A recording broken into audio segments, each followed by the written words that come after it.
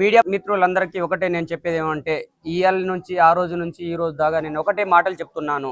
ఏమంటే రమావత్ మధు ఆఫీస్లో నేనే పని చేసేటోని అకౌంటెంట్గా, అందులో కరెంట్ బిల్లు నుంచి పని మనిషి దాకా అన్ని నేనే చూసుకునేటోని. అక్కడ ఏం జరిగింది ఎలా జరిగింది అనేది ఈఆర్టీకి నేను అన్ని మీడియాలో నేను చెప్తూనే ఉన్నా, ఇప్పటికి కూడా చెప్తా. ఇప్పటికీ నేను హైదరాబాద్లో చాలా మీడియా ముందర నేను మాట్లాడినా. అన్న వాళ్ళకు ఈ అన్న గానీ నాకు ముందలు తీసుకొచ్చిన అన్న గానీ కేతావత్ బాబురామ్ అన్నకు కూడా నేను అంటున్నాను, ఇవాళ నువ్వు లేకుంటే నేను ముందుకు రాపోయేదన్నా. మీ అన్న వాళ్ళు కూడా నాకు సపోర్ట్ చాలా ఇస్తున్నారు అన్న. అక్కడ నేను చెప్పింది అబద్ధం అయితే ఒక్కసారి మన తండకు పోదామన్నా. తండకు పోయి పేద ప్రజలు చాలా మంది ఉన్నారన్న, వాళ్ళ పాపం నేను చూసుకున్నట్టు అనిపిస్తుంది నాకు. వాళ్ళ చేతుల నుంచి మా చేతులకు డబ్బులు వచ్చి నేను బ్యాగులను నింపి వాళ్లకు నేను డబ్బులు ఇచ్చానన్నా. ఇదే రకంగా మీకందరికి నేను చెప్పుకునేమంటే అక్కడ చెప్పేది వేరు, ఇక్కడ వచ్చి చెప్పేది వేరు. ఇదే ఇల్లు. ఒకప్పుడు మధుకు రూపాయి కూడా తినడానికి తిండి లేకపోయేది. నేను ఈ మ్యాటర్ అప్పుడు కూడా చెప్పాను. ఇదే రకంగా ఈ డబ్బులు ఇల్లా ఒక్క రూపాయి కాదు, ఇటుకే సహా ఈ జనాల సొమ్మే, కానీ ఆయన రూపాయి కాదు.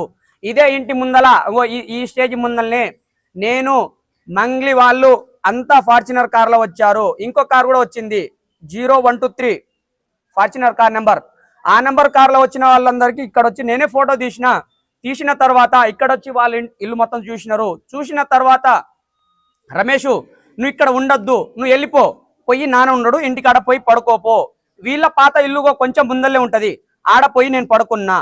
అదే రకంగా వాళ్ళు ఎప్పుడు వెళ్ళిపోయారో ఎక్కడున్నారో ఏం చేశారో నాకు తెలియదు. అదే విధంగా మల్లెపల్లి ఆఫీస్కి నైట్ 12 గంటల తర్వాత మంగ్లీ అక్క, శివ చవాను, రమావత్ మధు వీళ్ళు వచ్చారు. నేను 6 గంటలకే నేను ముగించుకొని నేను రూమ్కి వెళ్ళిపోతాను. దాని తర్వాత అన్న ఫోన్ చేసిండు, ఎవరు మా సారు రమావత్ మధు ఫోన్ చేస్తే నేను అక్కడ వచ్చి నేను షటర్ తీయంగానే తీసిన ఒక 2 నుంచి 3 నిమిషాల తర్వాత అక్కడ నుంచి అందరికి తెలుసు విష్ణు కాంప్లెక్స్ ఎట్ సైడ్ నుంచి రైట్ సైడ్ నుంచి మనకు లిఫ్ట్ ఉంటది, ప్లస్ కాళ్ళ నడక మన మెట్లు కూడా ఉంటది. అక్కడ నుంచి నడుచుకుంటూ వస్తుంటే నేను చూస్తే ఏందన్నా ఇక్కడ మంగ్లీ అక్క కూడా వస్తుందా అని అంటే, రమేష్ నువ్వు ఇలాంటివి నువ్వు పట్టించుకోకూడదు, నువ్వు ఇలాంటి చాలా చూస్తావు, ఇలాంటి ఇంకా చూస్తావు కూడా, నువ్వు ఇలాంటివి చూడలేవు, ఇంకా చూస్తావు కూడా. పెద్ద పెద్దోళ్ళు వస్తారు, చిన్నోళ్ళు వస్తారు, పెద్దోళ్ళు వస్తారు, మంచోడు వస్తాడు, దొంగోడు వస్తాడు, పోలీసు వస్తాడు, ఓడు దొంగోడు కూడా వస్తాడు. నువ్వు మనకు తెలిసినోడైతే మన ఇదని మన మ్యాటర్ చెప్పు. బయట వాళ్ళు ఎవడైనా వచ్చిండా, ప్రెస్ వాడు ఎవడైనా వచ్చిండా, నువ్వు డైరెక్ట్ బ్రోచర్ చూపెట్టు. ఏం బ్రోచర్ అంటే మన గోకుల నందన, ఇది ఇన్ఫ్రా కంపెనీ చూపెట్టు. ఇది ఇక్కడ జరుగుతున్నది డబ్బులది కాదు, ఇక్కడ జరిగేది ఇక్కడ మనకు రియల్ ఎస్టేట్ గురించి చెప్పు అని మాకు చెప్తాడు. అదే రకంగా నేను 2 టైం అదే రకంగా చూశాను. అన్న నైట్ టైం వచ్చిండు, డే టైం కూడా వచ్చిండు. ఇప్పటి కూడా అన్న, ఆ రోజు కూడా అన్న. డే టైంలా నేను ఒకటేసారి 70 లక్షలు ఎవరు శివ చవాను అన్నకి ఇచ్చాను. 2 టైం 7, 14 అవి ఇచ్చాన తర్వాత మళ్ళీ నేను కోకపేటలో పోయి నేను 30 లక్షలు నా చేతితోని ఇచ్చేసి, అక్కడ నాకు ఒక ప్రూఫ్ ఉండాలి. ఎందుకంటే అంత దూరం పోయినా కదా, ఈ పైసలు ఎవరికి ఇస్తున్నా, ఎక్కడ చేస్తున్నా అనేది నాకు ఇక్కడ కనీసానికి అక్కడ ఫోటో తీసిన తర్వాత లొకేషన్ కూడా ఉంటది. ఆ లొకేషన్ ప్రకారంగా అక్కడ ఒక ఫోటో తీద్దామని అంటే, తమ్ముడు ఇలాంటి దగ్గర వద్దు, నువ్వు ఏడికైనా ప్రోగ్రామ్కి రా, అప్పుడు నేను దిగుతా అని నువ్వు ఒకసారి నేను అక్కడికి దిగుతా కానీ ఇక్కడ వద్దని అంటే, కనీసానికి ఇక్కడ వచ్చినా నాకు ప్రూఫ్ చూపెట్టుకోవాలని అన్నతోని శివ చవాన్తోని నేను ఒక్క ఫోటో దిగినాను. దీనికంటే ఇంకా ప్రూఫ్ తీసుకోరా అని అంటే, నైటు 12 గంటలకు 12 నుంచి 1 గంటల మధ్యలో సాగర్ ఎవరైనా తీసుకోపోతారా? ఆ టైంకి అందరూ స్లీపింగ్ మోడ్లో ఉంటారు. కానీ రమావత్ మధు నాకు ఎక్కడ తీసుకోపోయిందంటే సాగర్, నాగార్జున సాగర్ డ్యామ్ మీద తీసుకోపోయిండు. డ్యామ్ అంటే ఆ పెద్ద డ్యామ్ కాదు, మనము మాచర్ల పోయే అది దారి ఉంటుంది కదా, అక్కడ 5 ఫోటోలు కూడా దిగినాము. ఏ టైంలో దిగినాము, ఎక్కడ చేపలు ఫ్రై చేయించుకున్నాం, తిన్నాము. అక్కడ నుంచి 1 అయింది, 1:30 అయింది, 2 అవుతుంది. అన్న పోదాము, ఇంటికి పోదామే, మన రూమ్కి వెళ్ళిపోదాము అన్న అని అంట, మదన్ అని కూడా అంట. ఒక్కొక్కసారి అంటే జనాలు వచ్చినప్పుడు సార్ అంట, ఒక్కనున్నప్పుడు మదంట, ఎవరన్నప్పుడు నా ఇష్టం వచ్చింది నేను చెప్తా, నాకేం చెప్పడు.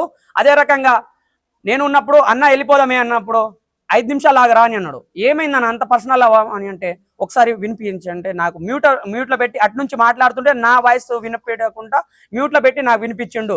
అది కూడా ఏ కలర్లో ఉందండి అంటే జాతీయ జెండా కలర్ ఉంటుంది, ఫస్ట్ మన మన కలర్ ఒకటి ఉంటాయి, సెకండ్ థర్డ్ 3 కలర్ల 3 లవ్ గుర్తులు ఉంటాయి. ఇది ఇది మంగ్లీ అక్కది, మంగ్లీ అక్కది వాయిస్ నాకు వినిపించిండు, ఈయన మ్యూట్ పెట్టి నాకు వినిపించిండు.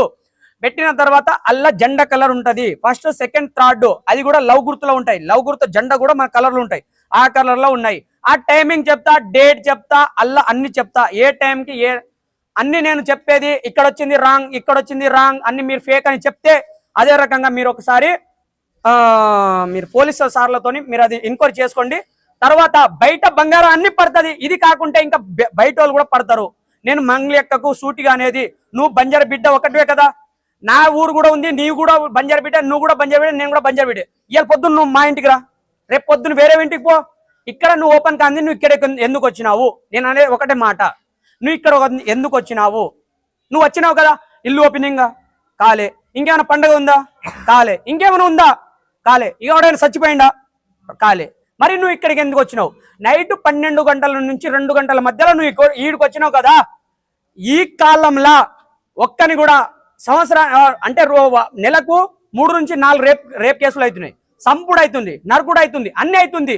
నువ్వు ఒక పెద్ద సింగర్వి, నువ్వు ఒక పెద్ద ఒక సెలబ్రిటీవి, నువ్వు వీడికి వచ్చినావు.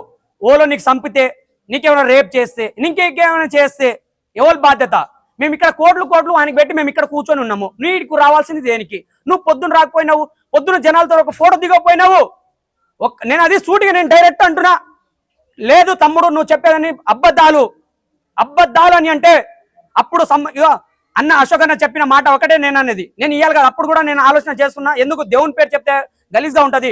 నువ్వు నమ్ముకున్న దేవుణ్ణి ఏదంటే ఆంజనేయ స్వామి అయినా సరే, వెంకటేశ్వర స్వామి అయినా సరే, ఇంకా దేవుళ్ళు చాలా ఉన్నారు. నీ నచ్చిన దేవుడు మీద ఒక్కసారి నాకు ప్రమాణం వేసి చెప్పు, నేను ఏడికి నీ కంటికి కనిపించలే తమ్ముడు అని అంటే, నేను కోకపేటలో ఉన్నా, నేను 30 లక్షలు నేను డబ్బులు ఇచ్చిన, ఆ డబ్బులు నేను ఇప్పటికే వదిలేసా. ఒక్కటే నేను సవాల్ అనేది, నేను 30 లక్షలు వదిలేస్తా, 19 లక్షలు నేను మధుగాడి నుంచి నేను వసూలు చేసుకుంటా.